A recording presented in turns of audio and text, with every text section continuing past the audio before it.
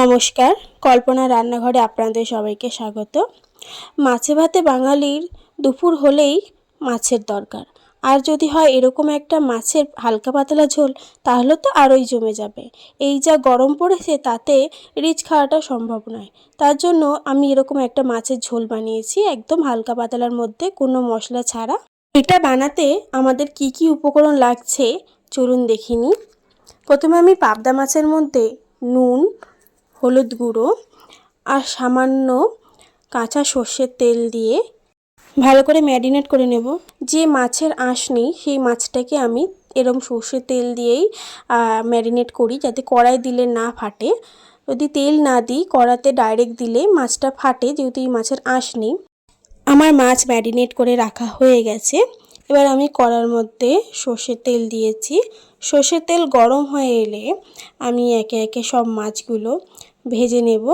আমি এখানে মাছগুলো ভেজে নিচ্ছি। দেখুন, মাছটা দেওয়ার পরে এক পিঠ আমি ভেজে নিয়ে আমি অন্য পিঠটা ভাজার জন্য উল্টে নিচ্ছি। মাছটা ভালো করে উল্টে পাল্টে ভাজবো। ভেজে নিয়ে আমি তুলে নেব মাছটা। এখন তুলে নিচ্ছি আমি, মাছ আমার ভাজা হয়ে গেছে। এবার আমি ওই তেলের মধ্যেই দুটো কাঁচা লঙ্কা দিয়েছি। একদম মশলা ছাড়া রান্নাটা হবে। দুটো কাঁচা লঙ্কা দিয়েছি আর সামান্য কালো জিরে দিয়েছি। আর এখানে একদম পরিমাণ মতো একটু হলুদ গুঁড়ো দেব। কোনো মশলা এখানে অ্যাড হবে না। গরমকালের জন্য এটা আমার বেস্ট রেসিপি বলে মনে হয়, যেহেতু এটা এতটাই হালকা পাতলা হয়। আমি এখানে হলুদ দেওয়ার পরে এখানে দিয়ে দিয়েছি নুন আর দিয়ে দেব সামান্য জিরে গুঁড়ো। দিয়ে আমি এটাকে একটুখানি নেড়ে নেব ভালো করে, মানে একটু মিক্স মতো আর কি করে নেব। নেওয়ার পরে আমি এখানে পরিমাণ মতো জল দিয়ে দেব।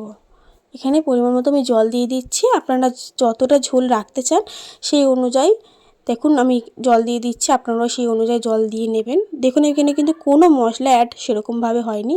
ঝোল ফুটে এলে এখানে আমি ভেজে রাখা মাছগুলো দিয়ে দিচ্ছি। এর স্বাদ কিন্তু খেতে অতুলনীয় হয়, এটা বলে বোঝানো যাবে না। আপনারা রান্না করে দেখলেই বুঝতে পারবেন এর টেস্ট কেমন হয়। আমি এখানে সব মাছগুলো দিয়ে দিচ্ছি একে একে। আমি এবার মাছের ঝোলটা ফুটে এলে ওপর থেকে আমি কাঁচা সর্ষের তেল ছড়িয়ে দেব। দিয়ে আমি একটু নেড়ে চেড়েই নামিয়ে নেব। দেখুন আমি এখানে সর্ষের তেল ছড়িয়ে দিয়েছি ওপর থেকে। এর টেস্ট আরও বেড়ে যায় সর্ষের তেল ছড়িয়ে দিলে। দেখুন আমি একটু নেড়ে চেড়ে আমি নামিয়ে নিয়েছি। দেখুন, কি বলেছিলাম তো, রেসিপিটা একদম হালকা পাতলা হবে। এই রেসিপিটির নাম হচ্ছে পাবদা মাছের তেল ঝাল। রেসিপিটি আপনাদের কেমন লাগলো আমাকে অবশ্যই জানাবেন। এই রান্নাটা যদি আপনারা বাড়িতে বানান, সময়ও বাঁচবে, তার সাথে সাথে শরীরেরও কোনো ক্ষতি হবে না।